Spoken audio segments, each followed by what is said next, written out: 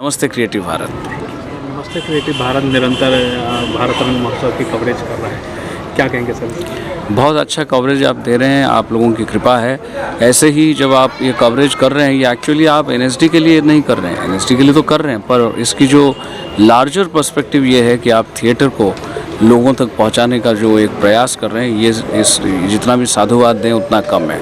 बहुत बहुत आभार। सर हमारे महोत्सव एक बहुत बड़ा अम्ब्रेला इस बार बना हुआ है, जिसके तहत आदि रंग महोत्सव, जिसमें आपने 12 स्टेट का जिक्र किया है, उसमें से 15 ग्रुप्स आए थे जो आदिवासी जनसमूह से आते हैं। और आदिवासी जनजाति में जो कला अभी भी छुपा हुआ है और जो कला में वो लोग खुद अपने आप को नियोजित करके उस कला को संयोग के रखा है।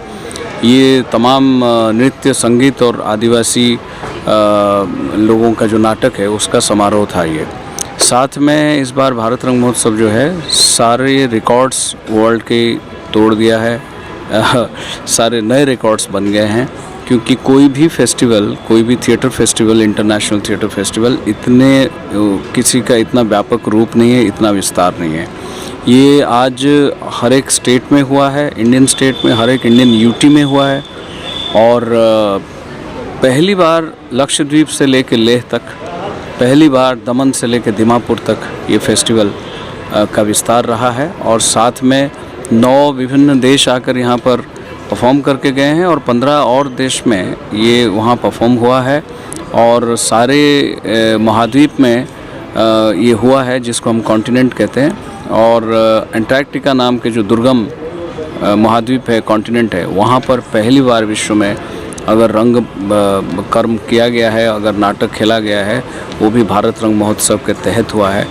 ये भारतीयों के द्वारा हुआ है और भारत के लिए नहीं, विश्व के लिए भी गर्व का विषय है कि दुर्गम जगह पर भी हम रंग कर्म को लेके जा सकते हैं। सर बिल्कुल, जिस तरह से सोशल मीडिया और मीडिया के माध्यम से आ रहा है कि आपके मार्गदर्शन में ये सांस्कृतिक चेतना और रचनात्मक ऊर्जा का अंतर्राष्ट्रीय स्तर पर बड़ी स्तर पर प्रदर्शन हुआ है, तो सर आगे भी कोई योजना और भी ऐसे मंच बनाने की है?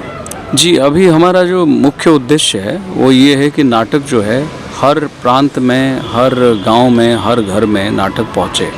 कारण ये है, जब नाट्यशास्त्र लिखा गया था, नाटक का मतलब ये था कि नाटक के माध्यम से हम एक बेहतरीन समाज बना पाएँ, जिसमें लोग एक दूसरे को ज़्यादा समझें और एक मानसिकता जो है समाज में जो रहने वाले लोगों का है वो स्वस्थ हो, स्वस्थ दिमाग हो और विकसित दिमाग हो।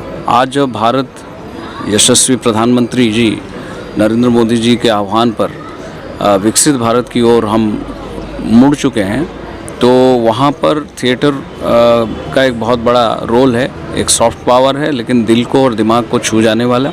तो इसमें जब हम विकसित मस्तिष्क रखेंगे, विकसित दिमाग रखेंगे, तो विकसित देश अवश्य बनेगा और बेहतरीन तरीके से बनेगा और सुदृढ़ तरीके से बनेगा।